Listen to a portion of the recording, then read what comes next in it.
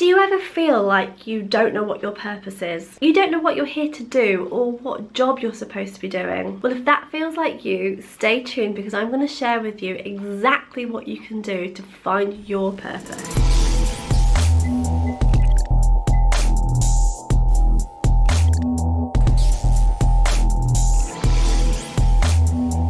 If you ever ponder why you're here and what you're supposed to be doing, then really you're just pondering what your purpose is. It's a word that's bandied around all the time now. Are you living your purpose? Are you living your passion? Thinking about whether you found your purpose or your passion can feel really daunting, especially if you're one of those people that you just don't know what those are for you. I'm really privileged enough to work with people, helping them transition out of a job that they don't like and find work that they truly love to do. And when you're having that conversation, it's pretty typical for the idea of purpose to come into the conversation. So I was talking to someone recently about this, and we were talking about how she was just feeling really stuck and she didn't really know how she was going to get out of this job that she was in. She'd been in it for a long time, but she'd got into this trap of feeling like the next job that she shifted into, because she'd had a job change in the past, this next one had to be the right one. And in her words, what you do should be connected to your purpose. Disclaimer, I happen to fundamentally agree with that. I say that because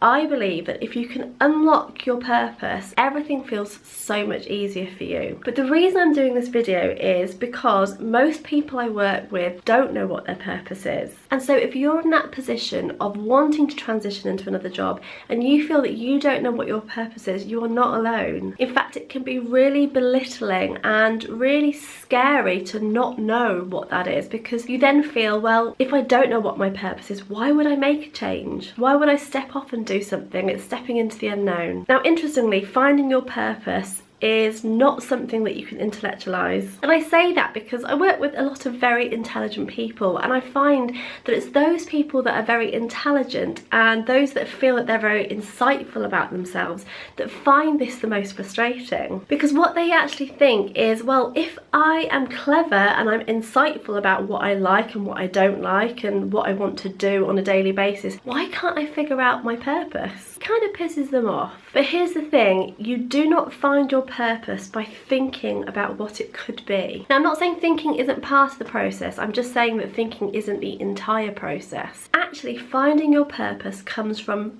doing, not thinking. The funny thing is we have been set up as a society to think that we should be able to think and know what our purpose is. And I call this falling in purpose at first sight. What I mean by that is we often compare ourselves to those that did know what they wanted to do from when they were young. You know, the friend who said, I want to be a doctor when they were 4 years old, and you know what? They are a doctor and they love it. Or that really annoying person who said, I was taken to the theatre at 2 weeks old, and by mere osmosis, I knew I wanted to be an actress as I soaked up the joy that came from the stage. Not everyone gets that. Not everyone falls in purpose at first sight and carries that thought and that feeling throughout their entire lives, knowing exactly what they want to do. In fact, most people I know are not like that. In fact, most of my friends and contemporaries, if they're truly honest, and we have honest conversations about this, as I'm sure you do with your friends and family, pretty much fell into their jobs and careers. And that's why we're seeing a really big shift of people in their late 20s and early 30s taking time to then rethink what they're doing, and we're seeing a huge transition of career. So if you feel that you relate to this and you don't know what your purpose is, I want to share with you something that you can do to basically figure this out. And I just want to say you can figure it out. So for this, we're going to go and look at the 8 model. Now, one of the things that you can do to start to figure this out for you, remembering from the start that this is a journey, is to first get in touch with your emotions. And we look at this in the perform section of the model. We look at this at the very end.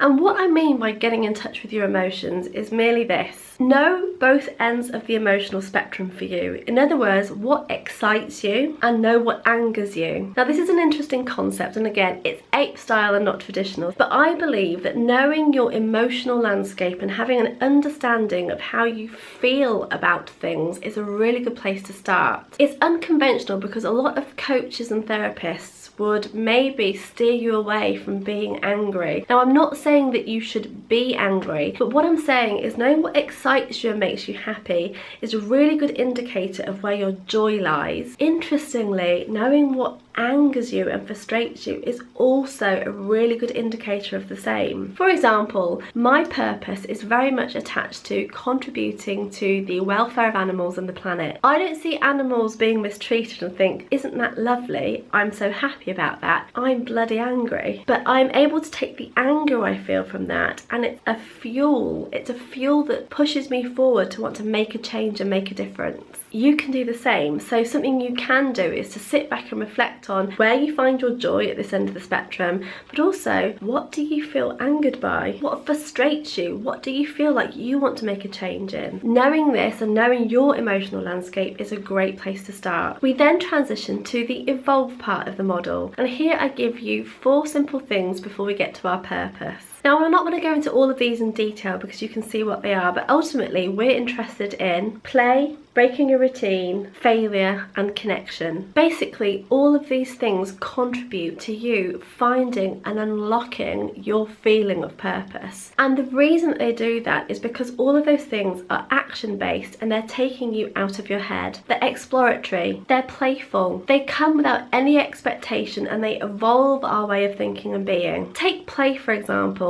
To approach something playfully without the expectation of the end result is a really freeing way to think, and by playing we get to discover what we truly love. Again, think about that for a moment. It's often what children do. Remember when you were a kid and you used to play at being a nurse or a fireman or Superwoman? I'm not saying that you can be Superwoman, that's your purpose, although that would be pretty cool. But when you play, you are doing so, you're engaging in an activity without expectation. And as adults, that's what we do.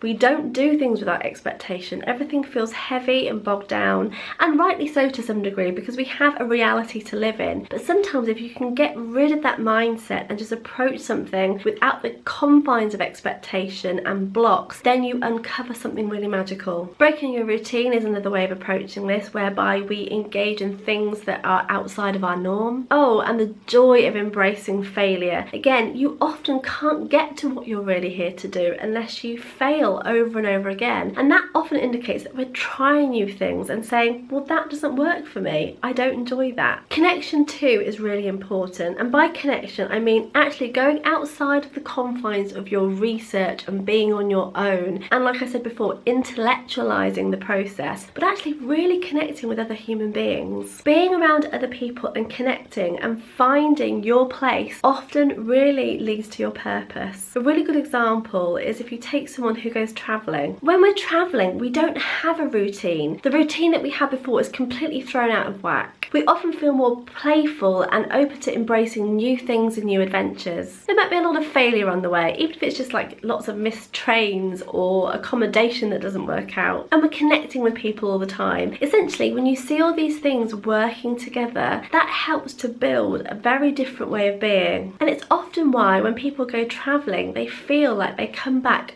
feeling more connected to what they want to be doing and essentially what they're here to do, so their purpose. At the very least, being in action in that way pushes you so much out of your comfort zone and works all of these muscles in a way that has you feel able to take on new challenges, new adventures, and has you feel like you're one step closer to discovering what your purpose is for you. Finding your purpose is an individual journey just made for you, so enjoy it. I hope that you found today's video useful. If you feel like you would love to know what your purpose is, and if you like what you've seen today, please do click on the link below to sign up, and that way you can get this in your inbox every single week. Bye!